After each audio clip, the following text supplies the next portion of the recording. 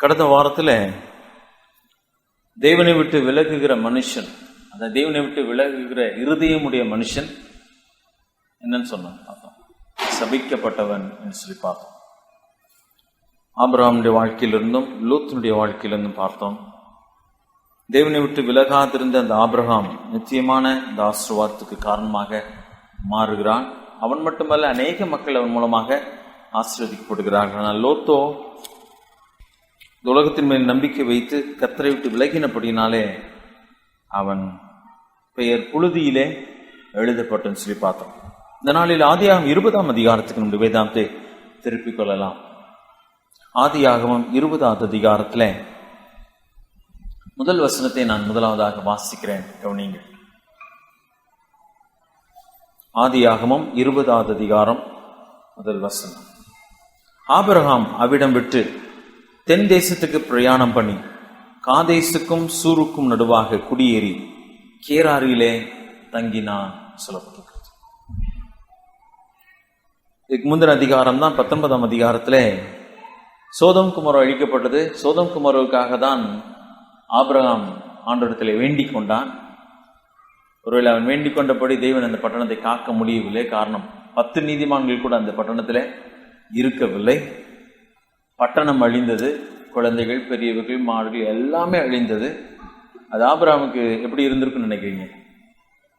அதிக வேதனை உள்ளதாக ஒரு காரியமா இருந்திருக்க வேண்டும்.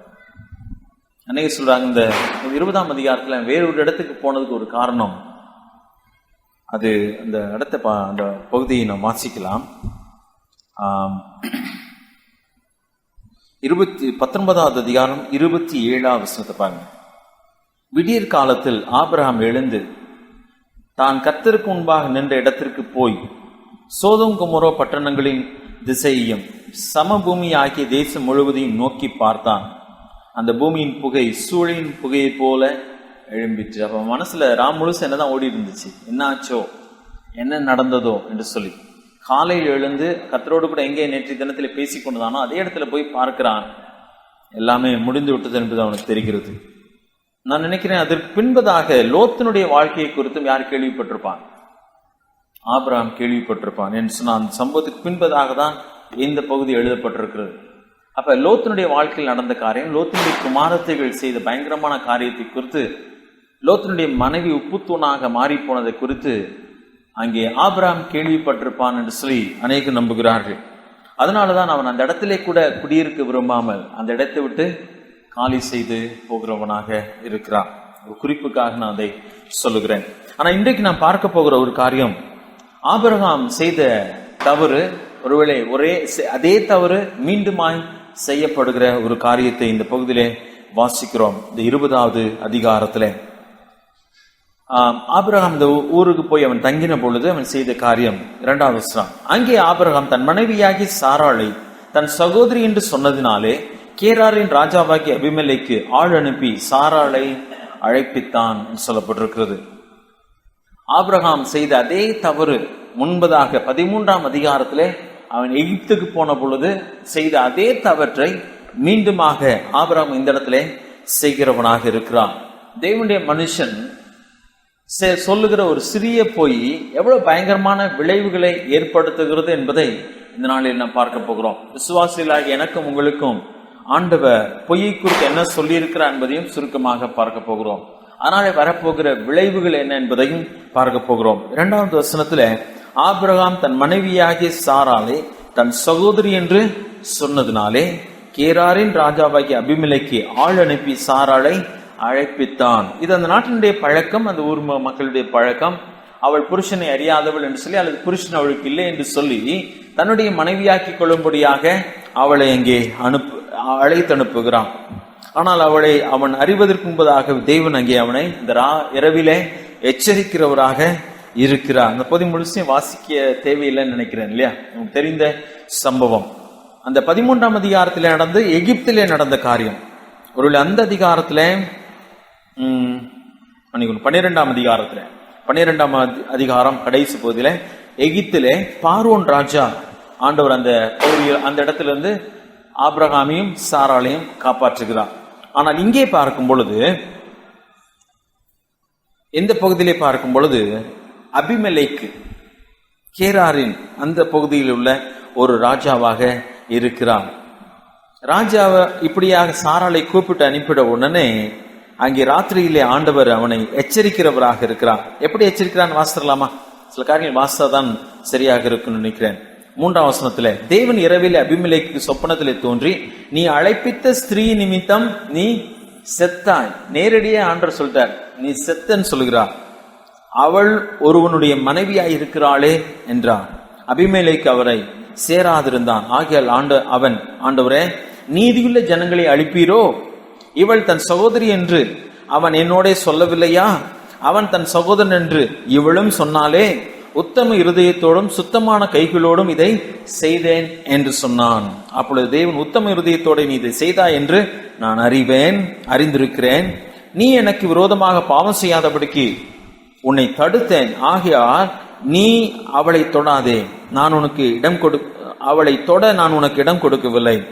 அந்த மனுஷனுடைய மனைவியை அவனிடத்திற்கு அனுப்பிவிடு, அவன் ஒரு தீர்க்கதரிசி என்று சொல்றார்.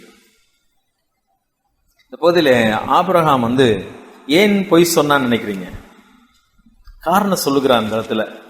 பின்னாடி பாத்தீங்கன்னா ராஜாவை கேட்கிறேன், ஏன் இந்த மாதிரி செஞ்சுட்டேன், ஏன் இந்த காரியம் செய்த அப்படி சொன்னா 11ஆம் வசனத்தை சொல்லுகிறான் 20:11. அதற்கு ஆபிரகாம், இவ்விடத்தில் தெய்வ பயம் இல்லை என்றும் என் மனைவியின் நிமித்தம் என்னை கொன்று போடுவார்கள் என்றும் நான் நினைத்தேன். இந்த பயம்தான். ஆபிரகாம் எதை குறித்து பயந்தான் நினைக்கிறீங்க? சரீர பிரகாரமான இந்த பயம், தனக்கு ஆபத்து வந்து விடுமோ என்ற பயம், தனக்கு உயிருக்கு ஆபத்து வந்து விடுமோ என்ற அந்த பயம் ஆதியிலிருந்து அவனுக்கு இருந்தது. காரணம், அவன் தன் தேசத்தையும் இனத்தையும் வீட்டையும் விட்டு புறப்பட்டு அனாதையை போல் அல்லது பரதேசியாக சுற்றித் திரிகிறான். சொந்த இடம் இல்லை, சொந்த ஜனம் இல்லை, தனக்கென்று ஒரு பாதுகாப்பு இல்லை. ஆனா அவனுடைய பாதுகாப்பு யார் தான்? தெய்வன். அதை அவன் ஒரு வகையில கற்றுக்கொண்டவன் தான். ஆனால் சூழ்நிலை நிமித்தமாக பயப்படுகிறான், இந்த இடத்துல ஏதாவது நடந்து விடுமோ அப்படின்னு சொல்லி. ஆனால் தேவன் அவனை காப்பாற்றுகிறாரா என்று சொன்னால் அவனை அற்புதமாக காப்பாற்றுகிறவராக இருக்கிறான். ஒரு சிறிய அந்த பொய் ஆனது ஒரு பயங்கரமான விளைவுகளை இங்கு ஏற்படுத்துவதற்கு காரணமாக அமைகிறது. அந்த பொய்யை பார்த்தீங்கன்னா பாதி பொய் பாதி உண்மை. அதை சமாளிப்பதற்காக அவன் சொல்லுகிறான். உண்மைதான் அது. 12ஆம் வசனத்தில் அவன் சொல்லுகிறான், அவள் என் சகோதரி என்பதும் மெய்தான். அவள் என் தகப்பனுக்கு குமாரத்தி, என் தாய்க்கு குமாரத்தி அல்ல. அவள் எனக்கு மனைவியானான். அதாவது தன் தகப்பனுடைய இன்னொரு மனைவியினுடைய மகளாக அவள் இருந்திருக்க வேண்டும். அப்படியானால் அங்கே அவளை அவன் திருமணம் பண்ணுகிறான். அங்கே அவளும் அங்கே அழகா சொல்லுகிறான் பாருங்க 13ஆம் வசனத்துல, என் தகப்பன் வீட்டை விட்டு தேவன் என்னை தேசாந்திரியாய் திரியும்படி செய்த போது நான் அவளை நோக்கி, நான் போகும் இடமெங்கும் நீ என்னை சகோதரன் என்று சொல்வது நீ எனக்கு செய்ய வேண்டிய தயை என்று அவளிடத்தில் சொல்லி இருந்தேன். அதன்படி அவளும் உத்தமமா போற இடத்துல என்ன சொல்லிட்டா, என் சகோதரன் தான் சொல்ல, இவனும் என்ன சொல்லுகிறான், சகோதரி என்று சொல்ல. இப்படியே காரியங்கள் நடந்தது. ஆனால் தேவனுடைய பிள்ளைகள் பொய் சொல்ல வேண்டிய அவசியம் இல்லை, சொல்லக்கூட அவசியம் இல்லைன்னு சொல்வதை விட தேவனுடைய பிள்ளைகள் பொய் சொல்ல கூடாது என்பது. எதற்காக நாம் பொய் சொல்லுகிறோம்? ஏதாவது கஷ்டம் ஏற்படும், சிரமங்களிலிருந்து தப்பிக்கொள்வதற்காக, சில நஷ்டங்களிலிருந்து தப்பிக்கொள்வதற்காக, சில ஆபத்துகளிலிருந்து தப்பிக்கொள்வதற்காக பொய் பயன்படுத்தப்படுகிறது. லாபத்துக்காக பொய் சொல்வர்கள் உண்டு. ஆனால் தேவனுடைய பிள்ளைகள் பொய் சொல்ல கூடாது என்பது மிக முக்கியமான ஒரு காரியம். இவன் பொய் சொன்னபடியினாலே நடந்த ஒரு அங்கே இவன் சரீர பிரகாரமாக ஏற்பட போகிற ஆபத்தை பற்றி தான் எண்ணினானே ஒழிய ஆவிக்குரிய நிலைமையில ஏற்பட போகிற பயங்கரமான ஒரு ஆபத்தை அல்லது நஷ்டத்தை அவன் எண்ணியே பார்க்கவில்லை. என்னுடைய உயிர் போய்விடும் என்று சொல்லி எண்ணினான். ஆனால் தேவன் தன்னை அழைத்த அழைப்பினுடைய அந்த ஒரு பெரிய நஷ்டம் ஏற்பட்டு விடும் என்பதை அவன் யோசித்தே பார்க்கவில்லை. அதுதான் அங்க நடந்திருக்க வேண்டும். ஏனென்று சொன்னால் ஆண்டவர் தெளிவாய் சொல்கிறார், யாரின் மூலமாக தான் சந்ததியை நான் உருவாக்க போகிறேன், சாராள் மூலமாக உருவாக்க போகிறேன். ஆனால் சாராள் இப்பொழுது அபிமெலேக்கு எடுத்து விடுவான் என்று சொன்னால் தேவனுடைய திட்டமே அங்கே கலைந்து போகும். தேவனுடைய மிக முக்கியமான ஒரு நோக்கம் அங்கே உடைந்து போகிறது. அதை பற்றி அவன் யோசிக்கவில்லை. அவன் சரீர பிரகாரமான ஆபத்தை பற்றி தான் அவன் யோசிக்கிறவனா இருக்கிறான். இது நம்முடைய வாழ்க்கையில உண்மையான்னு சொன்னா நம்ம நிறைய நேரத்துல அதை நம்மளுக்கு அப்படியே அது தெரியாததுனாலே அதனால ஏற்பட போகிற ஆபத்துகள், அதனால ஏற்பட போகிற நஷ்டங்களை நான் உணராதபடினாலே தேவைப்பட்டா பொய் சொன்னா என்ன கிடையாதுன்னு நினைக்கிறாங்க. அவசியமான இடத்துல பொய் மட்டும் சொன்னா தப்பு கிடையாது சொல்றாங்க. ஆனா தேவனுடைய பிள்ளைகளாய் நானும் நீங்களும் பொய் சொல்லக்கூடாது என்பது ரொம்ப முக்கியமான ஒரு காரியம். ஒரு வாசிக்கலாம். எபேசியர் 4வது அதிகாரம் 25வது வசனம். எபேசியர் 4வது அதிகாரம் 25வது வசனம் வாசிக்கிறேன். அன்றியும் நாம் ஒருவருக்கொருவர் அவயவங்களாய் இருக்கிறபடியால் பொய்களை களைந்து அவனவன் பிறனுடனே மெய்யை பேச கடவன் என்று சொல்கிறான். மெய்யை பேச வேண்டும், பொய்யை களைய வேண்டும், மெய்யை பேச வேண்டும் என்று சொல்லி மிகவும் தெளிவாய் சொல்லப்பட்டிருக்கிறது. கொலோசியர் 3வது அதிகாரம் 9வது வசனம். ஒருவருக்கொருவர் பொய் சொல்லாதிருங்கள், பழைய மனுஷனையும் அவன் செய்கைகளையும் களைந்து போட்டுன்னு சொல்லப்படும். அப்படின்னா பழைய மனுஷனுடைய செய்கை தான் இது, இந்த பொய்யாக இருக்கிறது. நம்முடைய தேவனை பற்றி நாம் பார்ப்போம் என்று சொன்னால் உபாகமத்தில் வாசிக்கலாம். தெரிந்த காரியங்கள் தான் நான் வாசிப்போம். உபாகமம் சிறிய காரியங்கள் இன்றைக்கு ரொம்ப பெரிய தவறாக எண்ணப்படாத ஒன்று. அவசரத்துக்கு சிறிய பொய்கள் பயன்படுத்தப்படுகிறது. நம்முடைய வாழ்க்கையில கூட சில வேளையில் அது நாம் அஜாக்கிரதையாய் பயன்படுத்துகிறோம். ரொம்ப சீரியஸான ஒரு காரியமா எண்ணுகிறது இல்லை. ஆபிரகாம் அந்த ரொம்ப சீரியஸாவே எடுக்கல. ஒரு வகையில் அது பாதி உண்மைதானே, இதுல என்ன இருக்குது, கொஞ்சம் அந்த ஆபத்திலும் தப்பிக்கொள்வதற்காக என்று எண்ணுகிறான். எண்ணாகமம் 23வது அதிகாரம் 19வது வசனத்தை வாசிக்கிறேன் பாருங்க. நம்முடைய ஆண்டவர் யார் என்று சொன்னால் இன்னும் அழகாய் என்று சொல்லப்பட்டிருக்கிறது. பொய் சொல்ல தேவன் ஒரு மனிதன் அல்ல. அப்ப யார் தான் பொய் சொல்லுவான்னு சொல்லும், மறைமுகமா சொல்லிட்டாரு, மனுஷன் தான் பொய் சொல்லுவான். நம்ம யாருன்றது கவனிக்கணும் இல்லையா? சரி, பொய் சொல்ல தேவன் ஒரு மனுஷன் அல்ல, மனமாற அவர் மனுபுத்திரனும் அல்ல. அவர் சொல்லியும் செய்யாதிருப்பாரோ, அவர் வசனித்தும் நிறைவேற்றாதிருப்பாரோ என்று சொல்கிறார். அவர் சொன்னால் செய்து விடுவார், பொய் சொல்ல மாட்டார், மாற்றி சொல்ல மாட்டார் சொல்கிறார். யோவான் 8வது அதிகாரத்தில் வாசிக்கும் பொழுது இன்னொரு மனுஷன் இல்லையா, யோவான் 8ஆம் அதிகாரம் 44ஆம் வசனத்துல பிசாசை பற்றி சொல்லுகிறார். நீங்கள் உங்கள் பிதாவாகிய பிசாசானவனால் உண்டானவர்கள், உங்கள் பிதாவினுடைய இச்சைகளின்படி செய்ய மனதாயிருக்கிறீர்கள். அவன் ஆதி முதற்கொண்டு மனுஷ கொலைபாதகனாய் இருக்கிறான். சத்தியம் அவனிடத்தில் இல்லாதபடியா அவன் சத்தியத்தில் நிலை நிற்கவில்லை. அவன் பொய்யனும் பொய்க்கு பிதாவுமாயிருக்கிறபடினால் அவன் பொய் பேசும்போது தன் சொந்தத்தில் எடுத்து பேசுகிறான். நம்முடைய பிதாவானவர் ஆண்டவர், அவர் பொய் சொல்லுகிறது இல்லை. ஆனால் பிசாசு, அதாவது சாதாரண மக்களுடைய தகப்பன் என்று சொல்லுகிறார், உலகத்தின் மக்களுடைய தகப்பனாய் இருக்கிற அவன் பொய்க்கு பிதாவாக இருக்கிறான். அவன் பொய் பேசுகிறவனாகவும் காணப்படுகிறான். ஆனால் தான் நம்முடைய வாழ்க்கையில் ஆண்டு சொல்லும் பொழுது பொய்யை நீங்கள் களைந்து போடுங்கள், பழைய மனுஷனையும் அவனுடைய செய்களையும் களைந்து போடுங்கள், பொய் பேச வேண்டாம் என்று சொல்லி ஆண்டவர் தெளிவாக சொல்கிறார். அவசியம் வரும்போது என்ன செய்கிறது, ஆபத்து வரும்போது என்ன செய்கிறது, தேவை வரும்பொழுது என்ன செய்கிறது? ஆண்டவரே மன்னிச்சுக்கோங்க அப்படி சொல்லிட்டு அந்த இடத்துல தான் நம்ம ஆண்டவரை சார வேண்டியது இருக்கு இல்லையா? கஷ்டமான காரியம் நான் இல்லைன்னு சொல்லவில்லை. ஆனால் ஆபிரகாமுக்கு இருந்த கஷ்டத்தை விட ரொம்ப பெரிய கஷ்டம் ஒண்ணு இல்லை. ஏன்னா அவன் தன்னந்தனியாக இருக்கிறான், உயிருக்குரிய ஆபத்து அங்கே இருக்கிறது, தெய்வ பயம் இல்லை. அங்கே ஈசாக்கினுடைய மனைவியை பற்றி ரெபேக்காளை பற்றி சொல்லும் போது அவனும் இதே தப்ப செய்யறான். தன் மனைவியை சகோதரி என்று சொல்லுகிறான். அப்பாட்டிலிருந்து கற்றுக்கொண்ட காரியம்.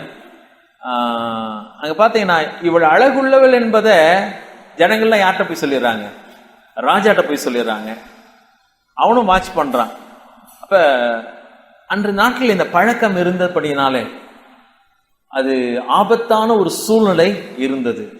உயிர் தப்பணும்னா ஒருவேளை மனைவியை கூட விட்டு கொடுக்கக்கூடிய ஒரு சூழ்நிலைகள் அன்றைக்கு இருந்தது. அப்புறம் அதை அறிந்திருந்தபடினாலே அவன் இந்த தவற்றை யோசிக்காமல் செய்கிறவனாக காணப்படுகிறான். சங்கீதம் 5வது அதிகாரம் பார்க்கலாம்.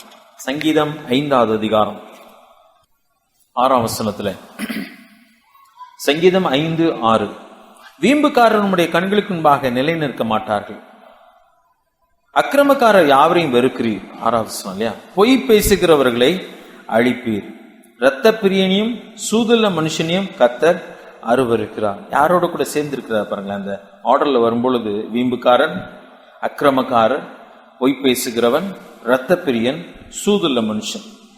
இதுல எந்த வருஷத்துல தான் இடையில வருகிறது, பொய் பேசுகிறவர்களை அழிப்பார் என்று சொல்லப்பட்டிருக்கிறது. நீதிமொழிகள் 19வது அதிகாரத்துல அங்கேயும் இந்த பொய் பேசுகிறவர்களை பற்றி குறிப்பு நிறைய குறிப்பு இருக்கிறது, எல்லாத்தையும் வாசிக்க நேரம் இல்லை.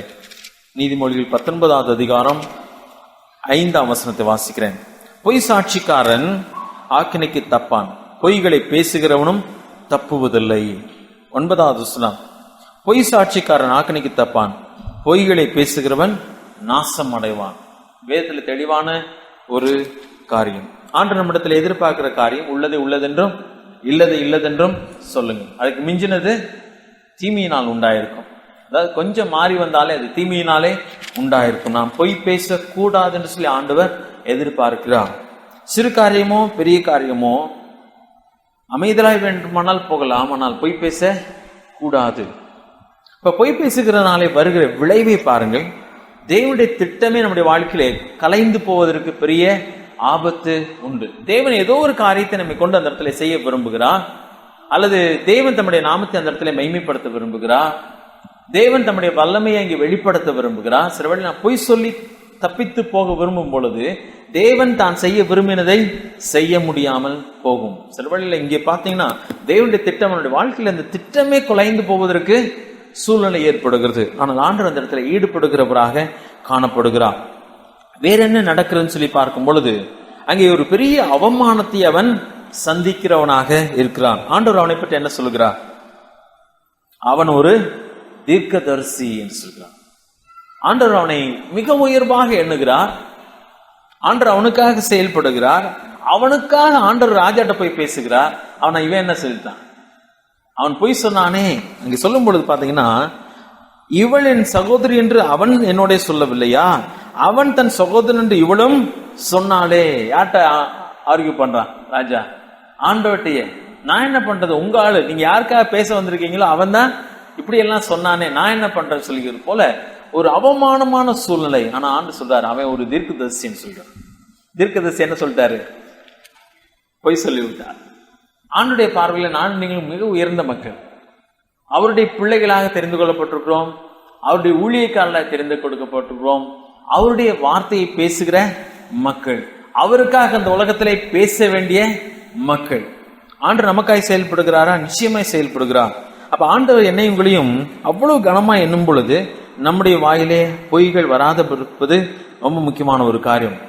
அப்ப அடுத்த நாள் காலையில் அவன் வேகமாக எழுந்திருந்து ராஜா என்ன பண்ணுகிறான் பாருங்க. 8ஆம் வசனத்துல, அபிமெலேக்கு அதிகாலையில் எழுந்திருந்து தன் ஊழியக்காரரை எல்லாம் அழைப்பித்து இந்த சங்கதிகளை எல்லாம் அவர்கள் கேட்கும்படி சொன்னான்.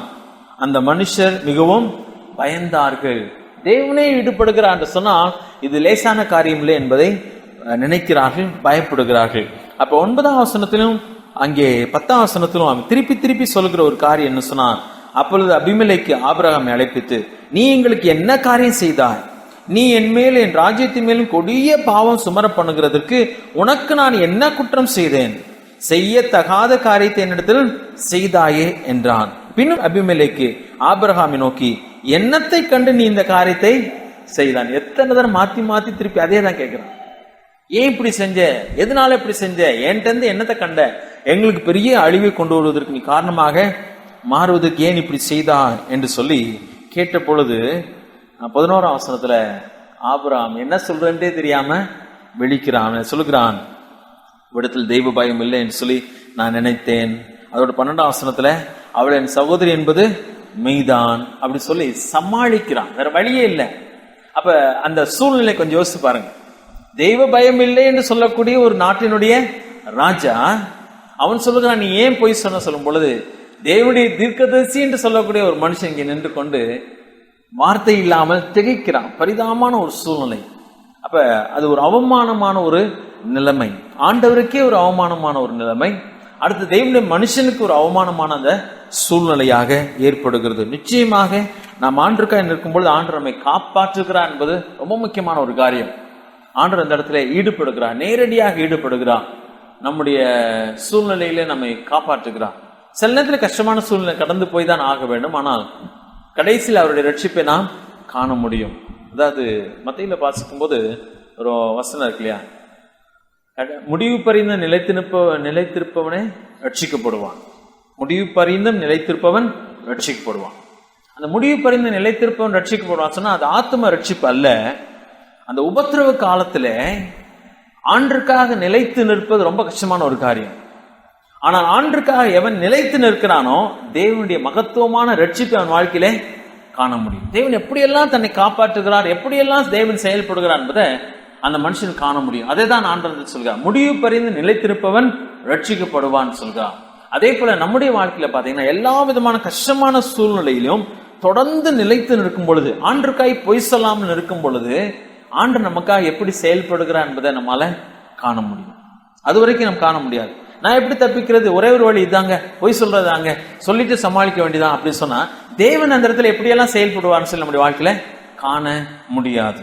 அது ரொம்ப முக்கியமான ஒரு காரியம். இங்கே ஆபிரகாம் ஒருவேளை தேவனுடைய கிருபையினால இதை கண்டான் என்பது உண்மைதான். ஆனா அவனுடைய முகம் ரொம்ப கேவலமான சூழ்நிலையிலே அவனை ஃபேஸ் பண்ண முடியாம, அவனிடத்தில் பதில் சொல்ல முடியாதபடிக்கு திகைக்கிறவனாக இருக்கிறான். பல காரணங்களை சொல்லி அங்கே அவன் சமாளிக்கிறவனாக காணப்படுகிறான். இந்த மனுஷன் ராஜா நல்லவரா நல்லவர் இல்லையா? சொல்லப்போனா தெய்வ பக்தி உள்ளவனை போல காணப்படுகிறது. ஆண்டிடத்துல சொல்கிறான், நான் இந்த தவறுமே செய்யவில்லையே, நீதியுள்ள உத்தம இருதயத்தோடு கூட செய்தேனே, நீதியுள்ள மனுஷனை நீ அழிப்பீரோ என்று சொல்லியெல்லாம் கேட்கிறான். அப்ப அவன் ஒரு பெண்ணை திருமணம் பண்ணுவது தவறான காரியம் இல்லை, இன்னொருத்தனுடைய மனைவியை எடுப்பது தவறான காரியம், அதை அவன் ஒத்துக்கொள்கிறான். ஆனால் அவள் சகோதரி என்று சொன்னதனால் தான் செய்தேன் என்பது சொல்லும் பொழுது ஆண்டவர் சொல்கிறான், இல்லை, நீ அந்த தவறை செய்துவிடக் கூடாது என்பதற்காக தான் நான் உன்னை தடை செய்தேன், உனக்கு இடம் கொடுக்கவில்லை என்று சொல்லுகிறோம். உடனடியாக அனுப்பிவிடு அந்த பெண்ணை என்று சொன்ன பொழுது அவன் அதை செய்கிறவனாக இருக்கிறான். வேற என்ன செய்கிறான் பாருங்க 14ஆம் வசனத்துல. அப்பொழுது அபிமெலேக்கு ஆடு மாடுகளையும் வேலைக்காரர்களையும் ஆபிரகாம் கொடுத்து அவன் மனைவியாகிய சாராளையும் அவனிடத்தில் திரும்ப ஒப்பு கொடுத்தான். அது மாத்திரம் செய்யல, பின்னும் அபிமெலேக்கு, இதோ என் தேசம் உனக்கு முன்பாக இருக்கிறது, உன் பார்வைக்கு சம்மதியான இடத்தில் குடியிரு என்றான். மரியாதை கொடுக்கிறான். ஒரு வகையில அவனுக்கு கொடுக்க வேண்டிய சில வெகுமதிகளை கொடுக்கிறான். மனைவியை திருப்பி கொடுத்து விட்டான். நீ ஓடி பேருன்னு சொல்லல, நல்ல தேசம் இருக்குது, எங்க குடியிருக்குன்னு நினைக்கிறியோ அங்கே குடியிரு என்று சொல்லி அவனை மரியாதையாக நடத்துகிறான். அவனை பொறுத்தவரையிலே மிகவும் அற்புதமான ஒரு மனுஷனாகவே அவன் காணப்படுகிறான். 16ஆம் வசனத்துல சாராள் அங்கே வெட்கப்படுகிறதை பார்க்கிறோம். சாராளை நோக்கி சொல்றான், உன் சகோதரனுக்கு என்ன சொல்றார் அந்த இடத்துல, உன்னுடைய புருஷனுக்கு சொல்லல, உன் சகோதரனுக்கு 1000 வெள்ளிக்காசு கொடுத்தேன், இதோ உன்னோடு இருக்கிற எல்லாருக்கும் முன்பாகவும் மற்ற யாவரும் முன்பாகவும் இது உன் முக்காட்டுக்கு ஆவதாக என்றான். இப்படி அவள் கடிந்து கொள்ளப்பட்டான். யார் யாரை கடிந்து கொள்கிறது பாருங்க. பொய் சொல்லுகிறது தேவனுடைய பிள்ளைகளுக்கு அழகான காரியம் இல்லை. நாம் ஆண்டுடைய பிரதிநிதிகளாக இந்த பூமியில் இருக்கிறோம், தேவனால் அழைக்கப்பட்ட மக்களாக இருக்கிறோம், தேவனுடைய தீர்க்கதரிசிகளைப் போல தேவனுடைய வார்த்தையை பேச வேண்டியவர்களாக இருக்கிறோம். அதோடு கூட இந்த உலகத்திலே அவருக்காய் செயல்பட வேண்டிய மக்கள். தேவன் நம்மை குறித்து மிக உயர்வான எண்ணம் வைத்திருக்கிறார். ஆபிரகாம் பற்றி சொல்லும் பொழுது அவன் என்னுடைய தீர்க்கதரிசி என்று சொல்கிறார். அந்த இடத்துல அவர்கள் தலை குனிய வேண்டிய சூழ்நிலையாக மாறுகிறது. அது மாத்திரம் இல்ல, அவங்க செய்த காரியம் அவர்களுக்கு மட்டும் பாதிப்பல்ல, இன்னொருத்தருக்கு பெரிய அழிவை கொண்டு வருகிற ஒரு சூழ்நிலையை உருவாக்குகிறது. ஏன்னா நம்முடைய வாழ்க்கை ஆசீர்வாதத்தை கொண்டு வர வேண்டும் ஒழிய மற்றவர்களுக்கு அழிவை அல்ல. சரி, அது ரொம்ப முக்கியமான ஒரு காரியமாக இருக்கிறது. தேவனுடைய கிருபை தான் இவனை முழுமையாய் காப்பாற்றுகிறது. நம்ம ஆண்டு காப்பாற்றுறாரா காப்பாற்றலையா? இத்தனை வருஷம் நம்ம பிழைச்சிருக்கிறோம் சொன்னா நம்முடைய சாதுரியத்தினால, பொய்யினால, புரட்டினால அப்படியே சமாளிச்சு கெட்டிக்காரத்தனமா பேசி எங்க எதை பேசணுமோ எங்க எதை பேசக்கூடாது அப்படிலாம் பேசி சமாளிச்சு வந்தனால எவ்வளவு நாள் நிக்கிறோம்னு நினைக்கிறீங்களா? நிச்சயம் அது கிடையவே கிடையாது. ஆண்டு நம்மை அடையெல்லாம் தீமையிலிருந்தும் காப்பாற்றி, இந்த உலகத்தின் மக்களுடைய வஞ்சகங்களிலிருந்து நம்மை காப்பாற்றி, தெய்வம் பயம் இல்லாத சூழ்நிலையில் நம்ம நிற்கிறோமே அந்த இடத்திலே காப்பாற்றி ஆண்டவர் நம்மை அப்படியே பத்திரமாக கொண்டு வருகிறார். அது ஆண்டுடைய பூரணமான ஒரு கிருபை என்பதை நானும் நீங்களும் உணர வேண்டும். அதனாலே அந்த சூழ்நிலையில நாம் எடுக்க வேண்டிய ஒரு தீர்மானம் என்னன்னு சொன்னா, ஆண்டுடைய பிள்ளைகளாகி நானும் நீங்களும் எடுக்க வேண்டிய ஒரு தீர்மானம் என்ன சொன்னா, நம்முடைய ஆண்டவர் பொய் சொல்லாதவராக இருக்கிறது போல நானும் எப்படி இருக்கணும்? நாமும் பொய் சொல்ல கூடாது. அது மனசின் ஆழத்துல எழுதணும். இந்த உலகத்தினுடைய பாதிப்பு நம்முடைய வாழ்க்கையில சில நேரத்துல இருக்கு. லேசா கொஞ்சம் அப்படியே சமாளிச்சு லேசா போய் சொல்லிட்டு வந்துடலாம் அப்படி சொல்லி அது சரின்ற மாதிரி கூட நம்முடைய மனதில் நம்ம எழுத ஆரம்பிக்கிறோம். ஆனா அது சரி அல்ல. ஏன்னா பொய்க்கு தகப்பன் யாருன்னா சாத்தானாக இருக்கிறான். அவன் தான் பொய்யனா இருக்கிறான், பொய்க்கு தகப்பனா இருக்கிறான். அவன் தன் சொந்தத்துல எடுத்து பேசுகிறான். விசுவாசிகளாகிய நானும் நீங்களும் லேசா பொய் சொல்ல ஆரம்பிச்சோன்னா நம்ம ரொம்ப மோசமான நிலைமையில இருக்குன்னு அர்த்தம். சின்ன பொய் கூட நமக்கு வேதனையை கொடுக்கணும். ஆண்டவரே, நான் பொய் சொல்லிட்டேன், அந்த மாதிரி சூழ்நிலை வரக்கூடாது, நான் பேசக்கூடாது, என்னை காப்பாத்துங்க சொன்னா நிச்சயம் நம்ம ஆண்டவர் அந்த இடத்துல இருந்து காப்பாற்றுகிறவராக இருக்கிறார். ஆண்டவர் அங்கே அவனை எப்படி பயன்படுத்துகிறார் என்பது பாருங்க. ஆண்டவர் அவனை கனப்படுத்துகிறவராகவும் இருக்கிறார். ஆபிரகாம் 17ஆம் வசனம், ஆபிரகாமுடைய மனைவியாகிய சாராளின் நிமித்தம் கர்த்தர் அபிமெலேக்குடைய வீட்டாரின் கற்பங்களை எல்லாம் அடைத்திருந்தபடியினால். இன்னொருத்துல 7வது வசனத்திலே பாருங்க. 7வது வசனத்துல, அந்த மனுஷனுடைய மனைவியை அவனிடத்தில் அனுப்பிவிடு, அவன் ஒரு தீர்க்கதரிசி, நீ பிழைக்கும்படிக்கு அவன் உனக்காக வேண்டுதல் செய்வான். யாரு தப்பு செஞ்சது இல்லையா? இவன் தான் தப்பு செய்யுது. ஆனால் சொல்கிறான், அவன் உனக்காக வேண்டுதல் செய்ய, நீ பிழைக்கும்படிக்கு. அதே காரியத்தை இங்கே சொல்லும் பொழுது 17ஆம் வசனத்துல, அவனுடைய வீட்டாருடைய கர்ப்பங்களை எல்லாம் ஆண்டவர் அடைத்திருந்தார். யாரை ஜெபம் பண்ண சொல்றார் ஆண்டவர்? ஆபிரகாம் அவனுக்காக ஜெபம் பண்ண சொல்கிறார். ஆபிரகாம் தேவனை நோக்கி வேண்டிக் கொண்டான். அப்பொழுது தேவன் அபிமெலேக்கையும் அவன் மனைவியும் அவன் வேலைக்காரிகளையும் குணமாக்கி பிள்ளை பெறும்படி அனுக்கிரகம் பண்ணினான். இதுவரைக்கும் யாருக்கு பிள்ளை இல்லைன்னு நினைக்கிறீங்க? ஆபிரகாமுக்கு பிள்ளை கிடையாது. ஆனால் ஆண்டவர் அவனை எதுக்காக ஜெபம் பண்ண சொல்றாரு? பிள்ளை பெறும்படியாக. ஒருவேளை இஸ்மவேல் இந்த இடத்துல இருக்கிறான் இல்லைன்னு சொல்ல, ஆனால் அப்புறம் தானே அடுத்த அதிகாரத்துல பாத்தீங்கன்னா சாராளின் பேரில் கட்டாட்சமானான். கர்த்தர் தாம் உரைத்தபடியே சாராளுக்கு செய்தருளினான் சொல்ற அடுத்த அதிகாரத்துல அது நடைபெறுகிறது. அப்ப தேவன் நம்மை பயன்படுத்துகிறார். யாருக்கு ஆசீர்வாதமாக? இந்த உலகத்தின் மக்களுடைய ஆசீர்வாதத்துக்காக. நம்முடைய சூழ்நிலைகள் எப்படி இருந்தாலும் சரி, நம்முடைய வாழ்க்கையில அவர் தேவன் ஒரு திட்டத்தை வைத்திருக்கிறார். நம்முடைய வாழ்க்கையில அவர் செய்ய விரும்புகிறதை செய்ய சொல்லுகிறார். நம்ம செய்து கொண்டே போய் கொண்டே இருக்க வேணும். ரொம்ப கஷ்டமான காரியம் இல்ல? நம்ம வாழ்க்கையிலேயே அந்த பதில் இல்லை, நம்ம போய் இன்னொரு ஆளுக்கு எப்படி ஜெபம் பண்றது? எனக்கே பிள்ளை இல்லை, நான் போய் இன்னொரு ஆளுக்கு பிள்ளை வேணும்னு சொல்லி ஆண்டுகிட்ட எப்படி ஜெபம் பண்றது? ரொம்ப கஷ்டமான காரியம். ஆபிரகாமுக்கு எப்படி இருந்திருக்குன்னு நினைக்கிறீங்க? ஆண்டவரே, அபிமெலேக்கினுடைய வீட்டில கர்ப்பங்களை நீ திறக்க வேண்டும், பிள்ளை வேண்டும் சொன்னா சாராளுக்கு என்ன கிடையாது? பிள்ளை கிடையாது. சாராள் என்ன நினைச்சிருப்பாலோ தெரியல, உமக்கே இல்லை, நீ என்ன ஜெபம் பண்ற போய் அப்படின்னு சொல்லியிருக்க. ஆனா சாராள் பேசுறவங்க அல்ல. அப்ப அது கஷ்டமான காரியம். ஆனாலும் கூட தேவன் இந்த பூமியில நம்ம என்னவாக வைத்திருக்கிறார்? வெளிச்சமாக, அல்லது அவருடைய பணியை செய்யக்கூடிய வேலைக்காரர்களாக வைத்திருக்கிறார். நம் மூலமாக அநேக ஆசீர்வாதங்கள் மற்றவங்களுக்கு புறப்பட்டு போக வேண்டும். நம்மை சில காரியங்களை செய்ய சொல்லுகிறார். இதே காரியத்தை நீங்க யோபுடைய வாழ்க்கையில பார்க்கும் பொழுது, யோபுவே இன்னும் சுகமாகல, யோபுவுக்கே பெரிய நஷ்டம். ஆனா அவனுடைய நண்பர்களுக்கு இருக்கிற காரியங்கள் தீர்வதற்காக, அவர்கள் மேல இருந்த தெய்வ கோபம் போவதற்காக ஆண்டு சொல்ல, நீ அவங்களுக்காக ஜெபம் பண்ண சொல்கிறான். அவன் ஜெபம் பண்ணுகிறான், அவர்களையும் ஆண்டவர் விடுதலையாக்குகிறார், யோபுவையும் ஆண்டவர் விடுதலையாக்குகிறார். இது நம்முடைய பணி. இந்த பூமியில நாம் அதை செய்ய வேண்டும். தேவன் நம்மை காப்பாற்றுவார் என்பது அது ரொம்ப முக்கியமான ஒரு காரியம். நம்முடைய வாழ்க்கையில தேவன் ஒரு அற்புதமான திட்டத்தை வைத்திருக்கிறார். இந்த பூமியிலே நானும் நீங்களும் அவருக்காய் செய்ய வேண்டிய ஒரு குறிப்பிட்ட காரியம் இருக்கிறது. அதை நாம் செய்ய வேண்டும். நம்மை காப்பாற்றுவது யாருன்னு சொன்னா, ஆண்டவர் நம்மை முழுக்க முழுக்க காப்பாற்றுவார். நாமே நம்மை காப்பாற்ற முடியாது. பொய் சொல்லுகிறதுனாலே நம்மை காப்பாற்றிக் கொள்ளவும் முடியாது. ஆண்டவர் நம்மிடத்தில் எதிர்பார்க்கிற காரியம் அதுதான். பொய் சொல்ல கூடாது. அதுக்கு முக்கியமான காரணம் என்ன? ஏன் பொய் சொல்லக்கூடாது? பொய் சொல்றது யாரு தான் பொய் சொல்லுவா? பிசாசு. அதை நம்ம நினைச்சாலே நம்ம பொய் சொல்றது கொஞ்சம் கஷ்டமா இருக்கும். நம்முடைய தகப்பன் யார்? நம்முடைய ஆண்டவர், வேதாந்தத்தின் தெய்வன். அவர் நம்முடைய தகப்பன். அவர் பொய் சொல்ல மனுஷன் அல்ல. அவர் பொய் சொல்லவே மாட்டார். சொன்னார்னா செஞ்சிருவாரு. அவர் மாறுகிறவர் அல்ல. அதே போலதான் நானும் நீங்கள் இருக்கணும். காலையில கூட பார்த்தோம், அவரை போல இருக்கும்படியாதான் நம்மை அழைத்திருக்கிறார். அவர் எப்படிப்பட்டவராக இருக்கிறாரோ அப்படியெல்லாம் நாம் இருக்க வேண்டும்.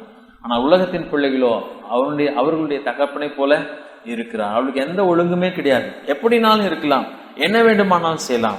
ஆனால் தேவன் நம்மையோ இந்த உலகத்துல வெளிச்சமாக வைத்திருக்கிறார், அவர்களை ஆசீர்வதிக்கும்படியாக. நான் இதோடு முடிக்கிறேன். இந்த பகுதியில் ஒரே ஒரு காரியம் தான் சொல்ல வேண்டும் சொல்லி விரும்பினேன். நாம் பொய் சொல்ல கூடாது. பொய் சொல்லுகிறதுனால தேவனுடைய திட்டத்தை நாம் நழுவ விடுவதற்கு நிறைய வாய்ப்புகள் உண்டு. மற்றவர்களுக்கு அழிவை ஏற்படுவதற்கு நாம் காரணமாக மாற வாய்ப்பு உண்டு. அவமானங்களுக்கு வாய்ப்பு உண்டு. தேவன் நம் மூலமா எதை செய்ய விரும்புகிறாரோ அதை செய்ய முடியாமல் போவதற்கும் வாய்ப்புண்டு. ஒரு கஷ்டமான சூழ்நிலையில ஆண்டவருக்காக, ஆண்டவரை நீ பொய் சொல்லக்கூடாது சொல்லியிருக்கிறீர், நான் சொல்ல முடியாதுன்னு சொல்லி ஆண்டவருக்காக நிற்கும் பொழுது அந்த இடத்துல தேவனுடைய நாமம் மகிமைப்படும். இன்னொரு காரியத்தை நான் படிச்சுட்டு இருந்தப்ப யோசிச்சது, இந்த இடத்துல ஆபிரகாம் பொய் சொல்லாமல் இருந்திருந்தால் என்ன நடந்திருக்கும்? இந்த சூழ்நிலை பொய் சொல்லியுமே ஆண்டு தன்னுடைய ஊழியக்காரனை இவ்வளவு மகிமைப்படுத்தினாரே, பொய் சொல்லாம இருந்திருந்தா தேவன் இன்னும் பெரிய காரியங்களை செய்திருக்க முடியும். பொய் சொல்லியே இந்த ஒரு கௌரவமா அவனை நடத்தினானே, பொய் சொல்லாமல் இருந்திருந்தால் எப்படி நடந்திருக்கும்? இன்னும் தேவன் பெரிய காரியங்களை செய்திருப்பான். நம்முடைய வாழ்க்கை யோசிச்சு பார்ப்போம். பொய் சொல்லாமல் இருந்தால் நிச்சயமா நாம் இப்பொழுது இருக்கிறதை விட ஆசீர்வாதமா இருக்க முடியும். பொய் சொல்லலன்னா அந்த உலகத்துல வாழவே முடியாது சொல்லி உலகம் சொல்லுது. ஆனால் பொய் சொல்லாமல் இருந்தால் தேவன் நம் மூலமா இன்னும் பெரிய காரியங்களை செய்ய முடியும். நாளை பொய்களை களைந்து அந்த பழைய மனுஷனுடைய கிரியைகளையும் களைந்து போட கடவோம். மெய்யை பேச கடவோம். உள்ளதை உள்ளதென்றும் இல்லதை இல்லதென்றும் சொல்வோம். தேவனிடத்தில் அதுக்கு பலன் கேட்போம்.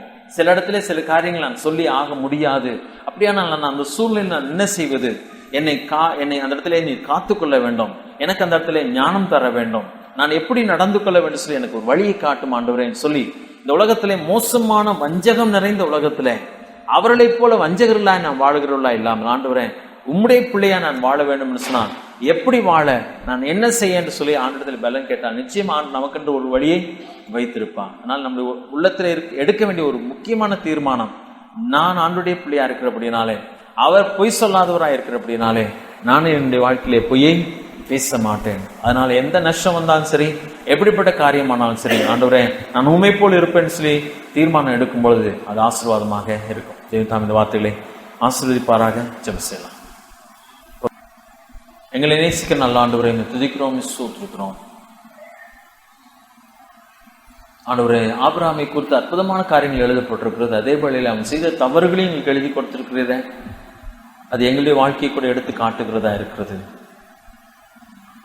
எவ்வளவு எளிதாக சாதாரணமாக உலகத்தின் மக்களைப் போல நாங்களும் சில வழியில நடந்து விடுகிறோம்.